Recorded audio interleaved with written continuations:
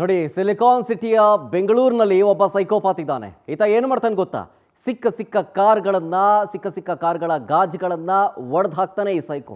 ಹಂಗೋ ಹಿಂಗೋ ಈತ ಅಂದರಾಗಿದ್ದಾನೆ. ಈ ಸೈಕೋಪಾತ್ ಏನು ಮಾಡ್ತಾ ಇದ್ದ ಗೊತ್ತಾ? ಸಿಕ್ಕ ಕಾರುಗಳ ಗಾಜುಗಳನ್ನ ಒಡೆದಾಕ್ತಾ ಇದ್ದ, ಚೂರು ಮಾಡಾಕ್ತಾ ಇದ್ದ. ಬ್ಯಾಂಕ್ ಒಂದರ ಮುಂದೆ ನಿಲ್ಲಿಸಿದ್ದ ಕಾರುಗಳ ಗಾಜನ್ನ ಪೀಸ್ ಮಾಡ್ತಾ ಇದ್ದ. ಚೆನ್ನಾಗಿ ಕುಡಿದು ಬಿಡೋದು, ಕುಡಿದ ಮತ್ತಿನಲ್ಲಿ ಕಾರುಗಳನ್ನ ಗ್ಲಾಸ್ ಒಡೆದಾಕ್ಬಿಡೋದು, ಆಮೇಲೆ ಕಿರಿಕ್ ಮಾಡೋದು ಸುಮ್ಮನೆ. ಡಾಲರ್ಸ್ ಕಾಲೋನಿಗ RMB ಸೆಕೆಂಡ್ ಸ್ಟೇಜ್ನಲ್ಲಾಗಿರೋ ಘಟನೆ ಸಂಜಯನಗರ ಪೊಲೀಸ್ ಠಾಣೆ ವ್ಯಾಪ್ತಿಯಲ್ಲಿ. ಮೂಡಿಗೆರೆ ಪವನ್ ಈತನನ್ನ ಲಾಕ್ ಮಾಡಿದ್ದಾರೆ ಸ್ಥಳೀಯರು. ಆರೋಪಿಯನ್ನ ಪೊಲೀಸರಿಗೆ ಒಪ್ಪಿಸಿದ್ದಾರೆ. ನೋಡಿ, ಈ ವಿಡಿಯೋ ನೋಡ್ತಾ ಇದ್ದೀರಲ್ಲ, ಫುಲ್ಲು ಟೈಟ್ ಆಗಿಬಿಟ್ಟಿರೋದು ಕುಡಿದ್ಬಿಟ್ಟು, ಏನೇನೋ ಮಾತಾಡೋದು, ಆಮೇಲೆ ಕೈಗೆ ಸಿಕ್ಕ ಕಲ್ಲಿಂದ ನೋಡಿ ಗಾಜು ಹೊಡೆದಾಗ್ತಾನೆ. ನೋಡಿ, ಒಬ್ಬೊಬ್ಬನೇ ಮಾತಾಡ್ಕೋತಾ ಇದ್ದಾನೆ. ಈ ನಶೆ ತಲೆಗೆ ಸಿಕ್ಕಾಪಟ್ಟೆ ಏರಿದಾಗ ಈ ರೀತಿಯಾಗಿ ಮಾಡ್ತಾರಂತೆ. ನೋಡಿ, ನಮ್ಮ ಪ್ರತಿನಿಧಿ ವೆಂಕಟೇಶ್, ನೀವು ನೋಡ್ತಾ ಇದ್ದೀರಲ್ಲ ಯೆಲ್ಲೋ ಶರ್ಟ್, ನಮ್ಮ ಪ್ರತಿನಿಧಿ ಅವರು. ನಮ್ಮ ಪ್ರತಿನಿಧಿ ಆ ಸೈಕೋಪಾತನ್ನು ಹಿಡಿದಿದ್ದಾರೆ. ನೋಡಿ, ಆತ ಮಾಡ್ತಾ ಇದ್ದಂಥ ಕೃತ್ಯ ನೋಡಿ, ಸಿಕ್ಕ ಕಾರ್ಗಳ ಗಾಜನ್ನ ಪುಡಿ ಮಾಡ್ತಿದ್ದ. ನಮ್ಮ ಪ್ರತಿನಿಧಿ ಇದೇ ಸೈಕೋವನ್ನ ಹಿಡಿದಿದ್ದಾರೆ ರೆಡ್ ಹ್ಯಾಂಡ್ ಆಗಿ. ಫುಲ್ ಕುಡ್ದಿದ್ದಾನ ಅವನು. ಕಲ್ ತಗೊಂಡು ಗಾಜುಗಳು ಹೊಡಿತಾ ಇದ್ದಾನೆ ಕಾರ್ದು. ಸ್ಥಳೀಯರು ಸಪೋರ್ಟ್ ಮಾಡಿದ್ದಾರೆ ನಮಗೆ. ನೋಡಿ ಅಲ್ಲಿ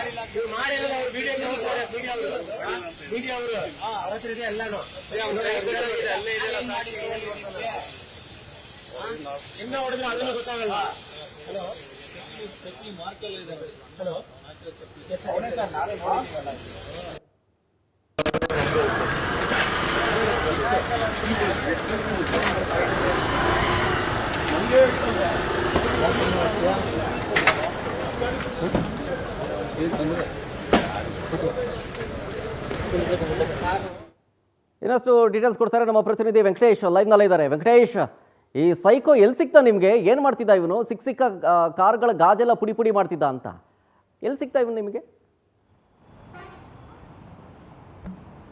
ಶರತ್, ಏನಂದ್ರೆ ಕಾರ್ಗಳನ್ನ ತೆಗೆದುಕೊಳ್ಬೇಕಂದ್ರೆ ಬೆಂಗಳೂರಲ್ಲಿ ತುಂಬಾ ಕಷ್ಟನೇ ಪಡಬೇಕು. ಜನ ಕಷ್ಟಪಟ್ಟು ಕಾರನ್ನು ತೆಗೆದುಕೊಳ್ತಾರೆ, ಅದನ್ನ ಮನೆ ಮುಂದೆ ನಿಲ್ಸಿರ್ತಾರೆ, ಪಾರ್ಕ್ ಮಾಡ್ತಾರೆ. ಪಾರ್ಕ್ ಮಾಡುವಂತ ವೇಳೆಯಲ್ಲಿ ಕಿಡಿಗೇಡಿಗಳು ರಾತ್ರಿ ಸಮಯದಲ್ಲಿ ಕಾರ್ ಗ್ಲಾಸ್ಗಳನ್ನ ಹೊಡೆದಾಕೋದು ಸಾಕಷ್ಟು ಬಾರಿ ವರದಿ ಕೂಡ ಆಗಿದೆ. ಪೊಲೀಸರು ಕ್ರಮ ತೆಗೆದುಕೊಂಡಿದ್ದಾರೆ. ಆದ್ರೆ ಹಾಡಾಗಲೇ ಈ ರೀತಿಯಾಗಿ ಮಾಡ್ತಾರೆ ಅಂತ ಹೇಳಿದ್ರೆ ಜನ ಏನ್ ಮಾಡ್ಬೇಕು ಅನ್ನೋಂಥ ಪ್ರಶ್ನೆ ಕೂಡ ಮೂಡುತ್ತೆ. ಸಂಜಯ್ ನಗರದಂತಹ ಡಾಲರ್ಸ್ ಕಾಲೋನಿಯಲ್ಲಿ ಒಂದು ಬ್ಯಾಂಕ್ ಆಫ್ ಬರೋಡಾ ಮುಂದೆ ಕಾರ್ ನಿಲ್ಸಿರ್ತಾರೆ. ಒಬ್ಬ ಗ್ರಾಹಕರು ಬ್ಯಾಂಕ್ಗೆ ಹೋಗಿರ್ತಾರೆ. ನಾವು ಕೂಡ ಅದೇ ರಸ್ತೆಯಲ್ಲಿ ಬರ್ತಾ ಇರ್ತೇವೆ. ಆತನ ವರ್ತನೆಯನ್ನ ಕಂಡಾಗ ಎಲ್ಲೋ ಒಂದ್ ಕಡೆ ಡೌಟ್ ಆಯ್ತು, ಈತ ಏನ್ ಮಾಡ್ತಾ ಇದ್ದಾನೆ ಅಂತ ಹೇಳಿ. ಸೊ ಕಾರ್ ಕೀ ಏನಾದ್ರು ಕಳ್ಕೊಂಡಿದ್ದಾನೇನೋ, ತೆಗೆಯೋದಕ್ಕೆ ಪ್ರಯತ್ನ ಪಡ್ತಾ ಇದ್ದಾರೆ ಅನ್ನುವಂತಹ ಅನುಮಾನ ಕೂಡ ನಮಗೂ ಇತ್ತು. ಆಗ ನಿಂತು ನೋಡ್ತಾ ಇರುವಂತಹ ವೇಳೆಯಲ್ಲಿ ಸುಮಾರು ಒಂದು 5 ನಿಮಿಷ ಕಾಲ ಆತ ಅದೇ ರೀತಿಯಾಗಿ ಮಾಡ್ತಿದ್ದ. ಕೊನೆಯದಾಗಿ ಒಂದು ಕಲ್ಲನ್ನ ತೆಗೆದುಕೊಂಡ್ಬಂದು ಏಕಾಏಕಿ ಒಂದು ಕಾರ್ನ ಗ್ಲಾಸ್ ಅನ್ನ ಹೊಡೆದಾಕ್ತಾನೆ. ಹೊಡೆದಾಕ್ದವಂತವನೇ ಕೂಡ ಮತ್ತೊಂದು ಕಾಲನ್ನ ತಗೊಂಡ್ಬಂದು ಹೊಡೆಯುವಂತ ಪ್ರಯತ್ನವನ್ನು ಮಾಡ್ತಾನೆ. ಆಗ ನಮ್ಮನ್ನು ನೋಡಿ ಆತ ಓಡೋಗೊಂದು ಪ್ರಯತ್ನ ಕೂಡ ಮಾಡ್ದ. ಆಗ ಹೋಗ್ತಾ ಇರ್ತಾನೆ. ನನಗೆ ಡೌಟ್ ಆಗಿ ಕೂಡ ಆತನ ಹಿಂಬಾಲಿಸಿಕೊಂಡು ಹೋಗಿ ನೋಡಿದಾಗ ಮತ್ತೆ ರಸ್ತೆ ಬದಿಯಲ್ಲಿ ಸುಮಾರು ಕಾರುಗಳು ಕೂಡ ನಿಂತಿತ್ತು. ಅಲ್ಲಿ ಕೂಡ ಅದೇ ಕೆಲಸವನ್ನು ಕೂಡ ಮಾಡಕ್ಕೆ ಹೋದ. ತಕ್ಷಣ ಕೂಡ ಆತನನ್ನು ಹೋಗಿ ಹಿಡ್ಕೊಂಡು ವಿಚಾರಿಸಿದಾಗ ಆತ ಏನೇನೋ ಹೇಳೋದಕ್ಕೆ ಶುರು ಮಾಡ್ದ.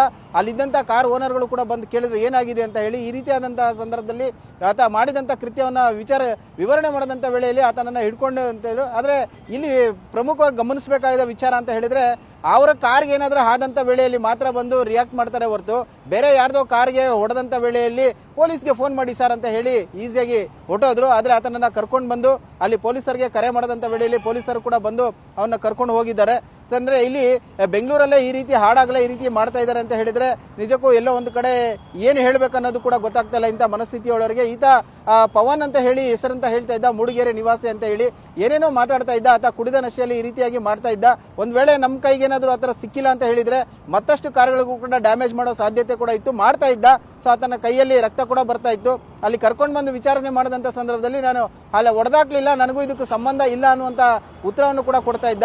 ರೊಚ್ಚಿಗೆದಂತಹ ಸ್ಥಳೀಯರು ಸರಿಯಾಗಿ ಕ್ಲಾಸ್ ಅನ್ನ ತೆಗೆದುಕೊಂಡ್ರು. ಕಾರ್ ಓನರ್ ಕೂಡ ಆತನಿಗೆ ಒಂದೆರಡು ಧರ್ಮದೇಟು ಕೂಡ ಕೊಟ್ಟರು. ಸೊ ಅದಾದ ಬಳಿಕ ಪೊಲೀಸರು ಕೂಡ ಬಂದು ಆತನನ್ನ ವಶಕ್ಕೆ ಪಡೆದು ಕರ್ಕೊಂಡು ಹೋಗಿರುವಂತಹದ್ದು. Sharath, nice, very good, thank you Venkatesh ಡೀಟೇಲ್ಸ್ಗಾಗಿ.